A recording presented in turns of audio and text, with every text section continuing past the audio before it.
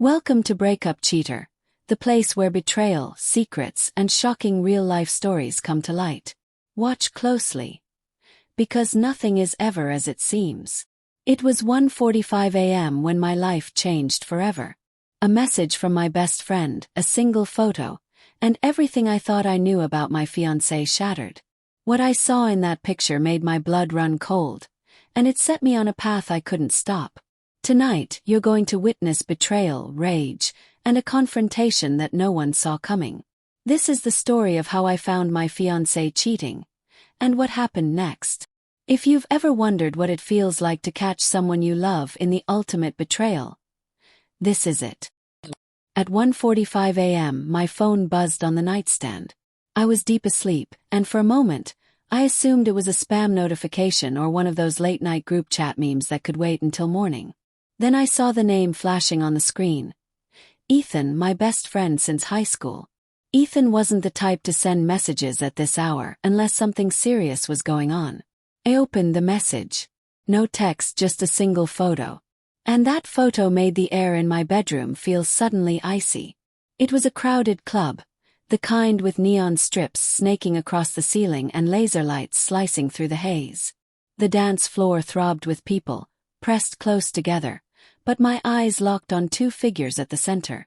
Maya, my fiancée, barely wearing a top that belonged in a magazine shoot rather than a nightclub, was grinding against a man like she didn't have a wedding in 3 weeks.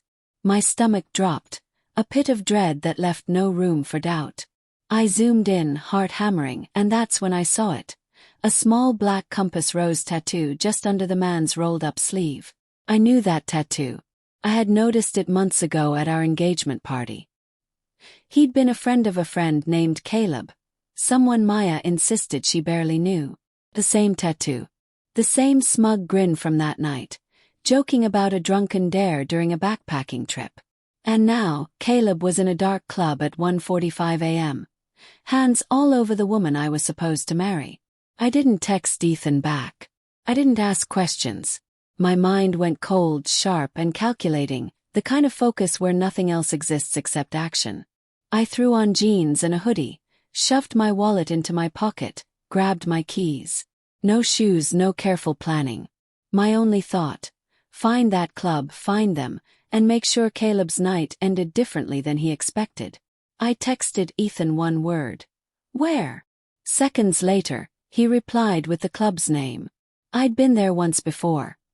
Overpriced drinks, DJs who mistook volume for talent, people desperate to be seen.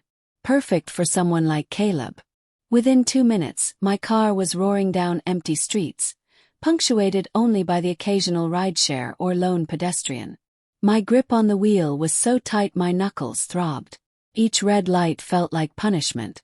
I kept the photo open on the passenger seat, letting every detail etch itself into my memory. The tilt of Maya's head as she laughed, Caleb's hand wrapped around her hip, the look in his eyes like he'd already won something. The club sat across town, in a district where bars stacked on top of one another competed for noise dominance. I parked a block away to avoid detection. The thumping bass hit me before I even reached the entrance. Shivering clubgoers lined up outside, dressed more for Instagram than the cold, and a pair of bouncers scanned IDs. I didn't wait. A folded $50 bill, a casual lean toward one of the bouncers, and the rope was lifted. Inside, the music pounded, sweat and perfume mixed in the air. Lights flashed over the crowd. My pulse raced, but my mind felt sharp, surveying the club like a tactical map. Then I saw them. Maya on the far side of the dance floor, hair tumbling down her back, pressed against Caleb. His hands on her waist, whispering something that made her throw her head back and laugh. The rest of the club faded around them. I lingered in the shadow of a pillar for a few seconds, letting them stay in their bubble before breaking it. Then I moved forward, weaving through the crowd, eyes locked on them. 10 feet. 5 feet. The fragments of their conversation reached me over the music. I stopped just short, letting my presence register. Maya's eyes flicked to me. The smile collapsed. Caleb's grin faltered. Perfect. I let the tension linger before acting. When I shoved him, it was instinct reflex. He stumbled back into a cluster of dancers. Drinks spilled. Chaos erupted, but I didn't care. Caleb tried to strike me back. My first punch connected cleanly with his jaw. His head snapped sideways. Maya screamed, a sound of shock, not fear. She grabbed my arm, but I shook her off. Caleb lunged again. I drove my shoulder into him. The crowd reacted with shouts and flashing phones, capturing every moment. A bouncer intervened, hauling me back, but I made sure everyone heard me over the music. She's my fiancée. Our wedding's in 3 weeks. She's dancing with another man. Gasps and whispers rippled through the club. Maya froze. Outside, the cold air hit me as the bouncer shoved me through the door. I stood on the sidewalk, heart hammering, realizing this wasn't over. Caleb was still inside, probably smirking. Maya, panicked but defiant, was feeding him excuses. Not tonight.